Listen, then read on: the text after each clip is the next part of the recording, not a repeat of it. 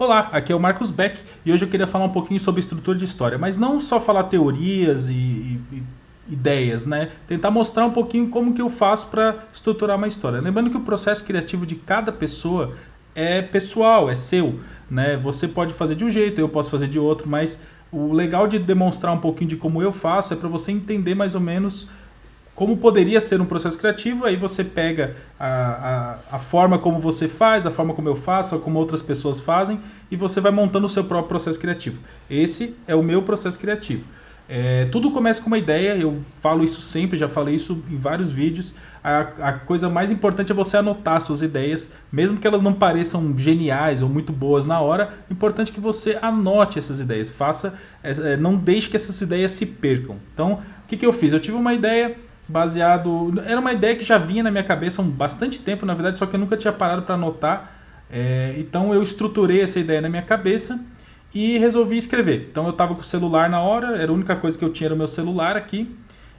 E eu fui lá e comecei a anotar na parte de notas do celular, simplesmente escrevi. Não pensei muita coisa, só escrevi na ideia, eu imaginei a história, eu visualizei a história.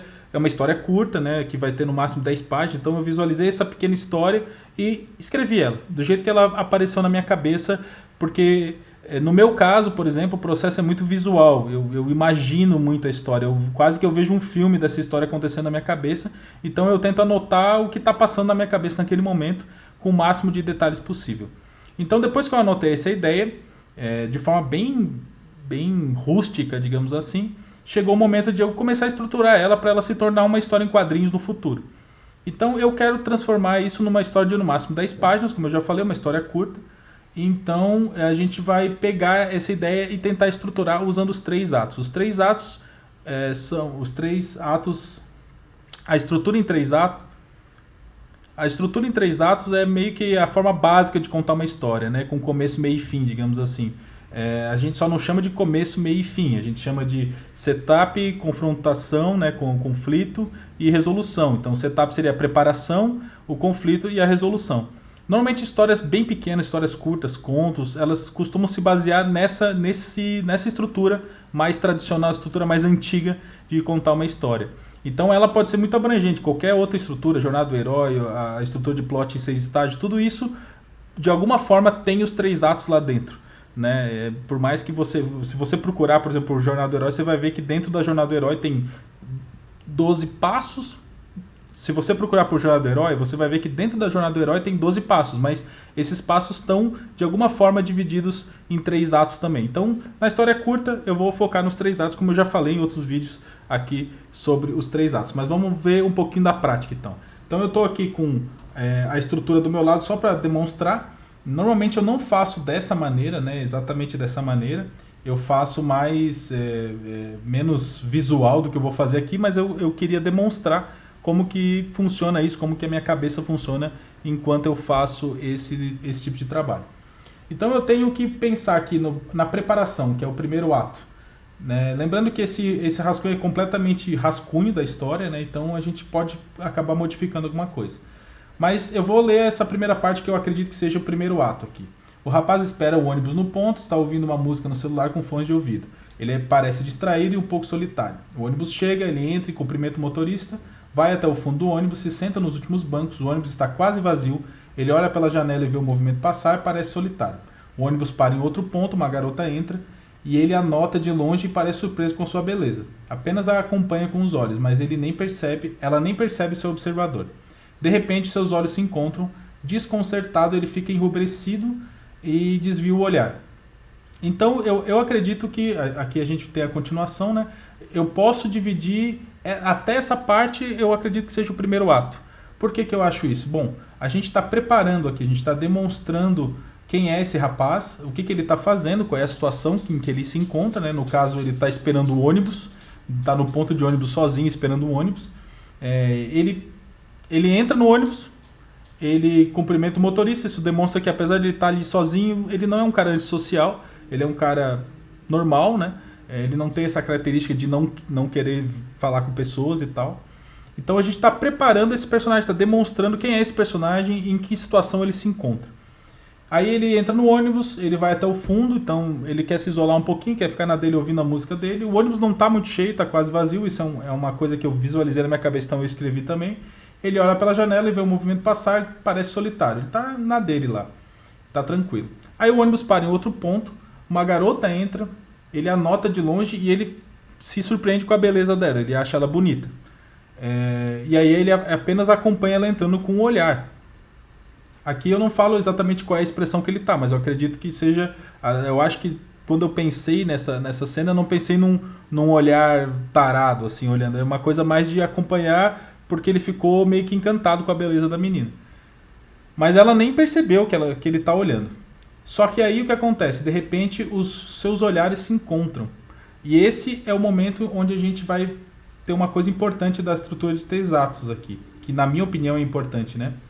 É o incidente incitante, é conhecido como incidente incitante. Em alguns lugares eles vão mostrar, como está aqui, por exemplo, que está mostrando que está meio que no meio do primeiro ato aqui, mas em outros lugares você vai ver ele no finalzinho do primeiro ato. Quando eu faço histórias curtas, eu gosto de colocar ele aqui, no final do primeiro ato, né? Então ele tem esse começo, essa apresentação de quem é o personagem, e aí acontece alguma coisa que vai gerar o confronto ou um conflito, que é o segundo ato. Coisa importante sobre o segundo ato. Bom, vou falar daqui a pouco sobre o segundo ato. Primeiro eu vou falar aqui sobre o final desse primeiro ato.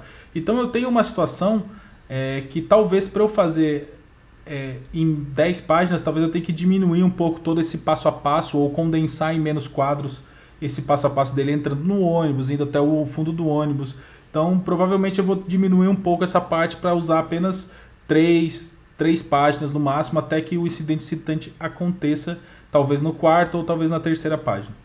Mas essa parte sobre a divisão de páginas seria um assunto um pouco mais para frente, seria um passo mais à frente. Inclusive, se você quiser que eu fale mais sobre isso, sobre o próximo passo, de como eu vou pegar e transformar essa estrutura de história em um roteiro layoutado, né, já dividido por páginas e tal, já com os layouts, os RAFs, né, que chamam os rascunhos da página, você deixa um comentário para mim me dizendo que quer ver essa continuação da estruturação dessa história aqui, certo? Então vamos continuar. Então a gente tem o incidente incitante, né, os olhos dele se encontraram, ele ficou meio envergonhado, né, e desviou o olhar. Então ele deu aquele... Até a gente poderia botar os second thoughts aqui, né? A dúvida se ele deve ou não agir, né? Mas não é bem isso que eu queria dizer quando eu escrevi isso. A ideia é que ele fica meio envergonhado mesmo e pensa assim, ó, não devia estar olhando, né? Eu estou sendo desrespeitoso ou alguma coisa assim. Bom, aqui a gente terminou o primeiro ato. Então vamos continuar a partir daqui para ver se a gente encontra aí o segundo ato. O que é o segundo ato? É o conflito ou o confronto. Nesse caso, é super importante a gente lembrar que um conflito ou um confronto não é uma coisa física. Muita gente confunde isso. É um conflito, então tem que ter uma luta, ou tem que ter alguma coisa assim, ou um conflito de ideias, né? Tipo, as pessoas discutindo, alguma coisa assim. Não é isso. Confronto ou conflito não necessariamente precisa ser uma coisa agressiva, ou uma coisa vibrante, assim. Ele pode ser uma coisa mais interna, um pouco mais escondida. Então, não necessariamente o segundo ato precisa ter luta ou ter discussões para poder ser um segundo ato de confronto ou de conflito. Isso é uma coisa importante. Então a gente tem aqui, vamos pensar aqui no segundo ato, ela caminha até a porta de trás do ônibus, bem próximo a ele, mesmo o ônibus estando vazio, ela não se senta. 1000 pensamentos passam pela cabeça do rapaz, né? Quando ela faz a menção de olhar em sua direção, ele rapidamente disfarça e olha pela janela. Ela nota e fica enrubescida também. Naqueles próximos segundos, ele se imagina conversando com ela, saindo em sua companhia, beijando. Seus pensamentos são interrompidos pelo toque do sino. Alguém solicitou a parada para o próximo ponto. O rapaz percebe que foi ela. Seu dedo está sobre o botão de solicitar parada. Lembra que quando eu tenho uma ideia é muito visual, então eu estou imaginando ali o que aquele personagem está vendo, né? Quando eu for colocar isso em quadrinhos, eu não sei exatamente como eu vou representar ainda. É um próximo passo, mas lembrando que eu anoto de forma bem visual para poder fazer essa narrativa visual. Essa é uma história muda, isso é uma coisa que eu até esqueci de falar no começo. Ela não tem diálogos. Todos os diálogos, entre aspas, acontecem através de olhares e ações físicas, né? E não necessariamente por palavras. Bom, ele percebe que foi ela que solicitou a parada, seu dedo está sobre o botão de solicitar a parada. Ela olha mais uma vez enrubescida e ele apenas disfarça novamente. Aqui a gente tem o segundo ato. Eu acredito que a gente chega mais ou menos até o ônibus parar aqui. O ônibus para enquanto eu acho que o ônibus para seria a melhor parte para terminar o segundo ato, o confronto. O que é esse confronto? É meio que uma troca de olhares, uma hesitação entre os dois, né? Então a gente está aqui nessa parte do segundo ato, do confronto, né? A gente tem situações de vergonha, de um olhar e o outro desviar. É quase como se fosse uma batalha acontecendo ali entre os olhares. E ele está imaginando o que está acontecendo e tal. Então eu acredito que no momento que ela vai até próximo a ele, ele fica meio sem saber o que fazer. E a gente está chegando aqui nesse twist aqui, que é a grande virada que acontece no meio do confronto ela também olhou para ele. Então ele não tinha certeza se ela foi até o final do ônibus porque ela também achou ele interessante, alguma coisa assim. Mas no momento que ela faz menção de olhar para ele, ele tem uma retraída. Ele prefere não olhar e não saber se isso está acontecendo de verdade, porque senão ele teria que tomar uma ação. Esses são os obstáculos que a gente vê aqui, que sempre vai ter obstáculos no meio do caminho. E esse termo escrito aqui embaixo é a ascensão da ação. Então durante o segundo ato, durante o confronto, a gente vai sempre sentir que a ação está aumentando, está ficando cada vez mais tenso e está subindo cada vez mais. Porque a gente vai chegar num clímax no final do segundo ato. Então a gente está chegando nesse momento aqui, exatamente nessa parte do clímax, né? Essa troca de olhares está levando até o ponto onde ela vai descer do ônibus. Então ele vai ter que tomar uma atitude e aquilo para ele é uma coisa meio não saber o que fazer. E agora, o que eu faço? Eu tento, não tento? Eu devia ter dado atenção no começo, eu devia ter tentado falar com ela. Então começa a passar aquele monte de coisa na cabeça e a gente vai aumentando a tensão da história até que o ônibus para e a gente chega no clímax do segundo ato. O que ele vai fazer agora? O que vai acontecer?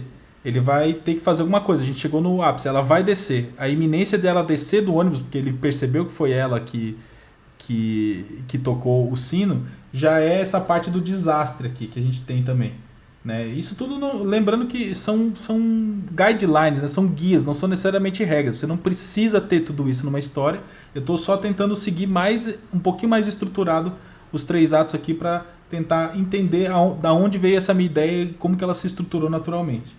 E aí o fato do ônibus parar é o momento da crise aqui, onde o clímax vai chegar. A gente chega no clímax do segundo ato. E aí é que a coisa vai acontecer. Ou ele toma uma atitude agora, ou ele não tem mais chance. O que acontece é que ele precisa fazer uma escolha. E a escolha dele, nesse caso, a gente vê aqui, é não fazer nada. Então, enquanto a garota desce, o rapaz apenas observa. Ela o olha mais uma vez, e dessa vez o vidro da janela é como uma armadura para ele. Então ele tá se protegendo atrás daquele vidro da janela. Afinal, ela já desceu, então não tem mais o que fazer. E aí, dessa vez, ele finalmente não desvia o olhar. Ele finalmente olha diretamente para ela e ela desvia o olhar dele. Então a gente percebeu que ele tomou uma atitude e a gente chegou na parte 3, que é a resolução do problema. Nem sempre a resolução do problema vai ser uma coisa bacana, uma coisa legal, uma coisa que você espera.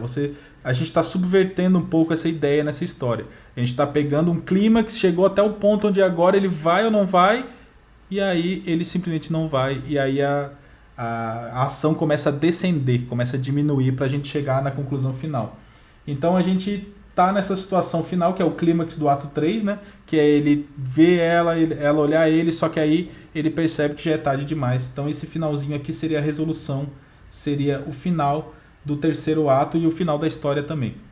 Então a gente chega nesse clímax, ele tem que tomar uma atitude, ele não toma e a história começa a decair e terminar um pouco frustrante. Sim, eu sei, mas essa é a ideia. Só que aí ele olha para ela finalmente. Quando ela olha para ele, ele olha de volta. E só que aí dessa vez quem desvia o olhar é ela, ou seja, acabou, não tem mais chance. Essa situação está resolvida e o conflito está resolvido e não deu em nada, a verdade é essa. Só que aí a gente tem o wrap up, né, que é o finalzinho aqui, é o fechamento da história. Qual é o fechamento da história? O ônibus parte, né, ela ela também está envergonhada aqui, né? Claramente envergonhada de perceber que ele notou seu olhar. Então ela também ficou envergonhada, o que de alguma forma mexeu com ele. O ônibus parte e aí ele se ajeita no banco, volta a ouvir a música nos seus fones de ouvido e dessa vez ele está sorrindo. Ou seja, ele não parece mais tão solitário ou ele não se sente mais tão solitário. O que a gente fez aqui? A gente estruturou uma história com começo, meio e fim, com preparação, conflito e resolução. E uma coisa importante, o nosso personagem começou de um jeito meio distraído, meio solitário, não muito feliz, provavelmente eu vou adicionar essa parte ainda, porque eu acho que faz mais sentido. Não muito feliz, meio com uma expressão meio serena, meio quieta, meio distraída, sem pensar muito. Só que aí ele termina sorrindo, ou seja, ele ficou feliz com o que aconteceu, ele se transformou de alguma forma. Isso é uma coisa legal, não é uma grande transformação, eu não estou pegando... E muita gente pensa isso sobre arcos de personagem, né? Eu tenho que fazer o personagem mudar e se transformar. Essa é uma história super curta, acontece no intervalo de 10 minutos ou alguma coisa assim, desde que ele pega o ônibus até a moça descer do ônibus, aconteceu super rápido. Então, basicamente, não tinha como acontecer uma mudança gigantesca no personagem. Então, qual é a mudança que essa história está trazendo no personagem? Ele se sentiu um pouco mais alegre de ter sido notado. Porque até então ele estava parecendo solitário, não estava muito feliz. E aí ele percebeu que essa moça notou ele, olhou para ele, trocou olhares com ele. Então, a partir de agora, ele já não se sente talvez mais tão invisível, tão solitário como ele se sentia no começo da história. Então, a gente teve os 3 atos e durante os 3 atos a gente conseguiu fazer com que o personagem tivesse um arco também, pequeno arco, mas um pequeno arco que fez sentido nesse tempo que a história acontece, né? Ele começa solitário e ele termina se sentindo com um pouco mais de autoestima. Então basicamente é isso. A gente agora, o que eu vou fazer agora a partir daqui? Eu vou transformar esse roteiro, esse rascunho, né? Eu chamo de resumo geral isso, quando eu faço um resumo completo da história em texto livre, né? Eu chamo de resumo geral, e aí a partir do resumo geral eu faço os RAFs, eu faço os layouts, a parte de layoutar isso usando a narrativa visual dos quadrinhos. Então eu vou pegar ângulos, planos, vou tentar pensar no fluxo da página para poder levar o olho do leitor exatamente onde eu quero, e aí eu vou conseguir colocar essa história em imagens, transformar essa história descrita em imagens e colocar tudo em 10 páginas de quadrinhos. Esse é o meu desafio. A partir do momento que eu conseguir identificar quais são os 3 atos, identificar qual é a mudança que o personagem principal tem na história, eu passo para a parte de layouts, a parte de RAF das páginas e a parte de narrativa visual. E se você gostou, então, de ver isso e também quer ver, como eu já disse antes, quer ver a continuação disso, quer ver eu fazer talvez os layouts das páginas, então deixa um comentário falando que você está interessado nisso. E para finalizar, eu não quero deixar de falar do curso Como Criar HQ.com, que é o meu curso online de como criar quadrinhos, onde tudo isso que eu estou explicando aqui é explicado em detalhes. Então, se você está interessado em aprender mais sobre estrutura de história, sobre plot, enredo, sobre desenvolvimento de personagem, arco de personagem, ou é a mudança que o personagem vai ter na história, sobre personalidade de personagem, desenvolvimento das aparências dos personagens, se você quer aprender sobre esse tipo de coisa, você consegue, inclusive como transformar um roteiro desse em layouts usando a narrativa visual também, e no final como desenhar as páginas também, né? É o processo completo de criação desde a ideia até o desenho das páginas. Se você está interessado e quer aprender mais, se aprofundar mais sobre esse assunto, porque nesses vídeos aqui eu não consigo chegar tão profundo como num curso online, né? Então você acessa comocriarhq.com e durante o horário comercial sempre tem alguém lá nos chats para responder suas dúvidas sobre como funciona o curso, como que você pode fazer para se inscrever. Então acessa comocriarhq.com e vai lá que eu te espero lá no curso. E se você gostou desse vídeo, não esquece de dar um like, né, de curtir, de se inscrever no canal e ativar o sininho para receber novidades, né, receber as notificações quando sair vídeo novo. E também de deixar um comentário para mim, porque toda vez que você curte, que você se inscreve, que você deixa comentários, você ajuda esse tipo de vídeo a chegar em mais pessoas. E se você é novo aqui no canal e é a primeira vez que você está assistindo, assiste pelo menos mais 3 vídeos, procura, entra no canal, assiste pelo menos mais 3 vídeos, e aí se você gostar, você se inscreve e compartilha com todo mundo que você acha que vai se interessar também, tá bom? Esse é um desafio que eu deixo para você. Muito obrigado e até a próxima!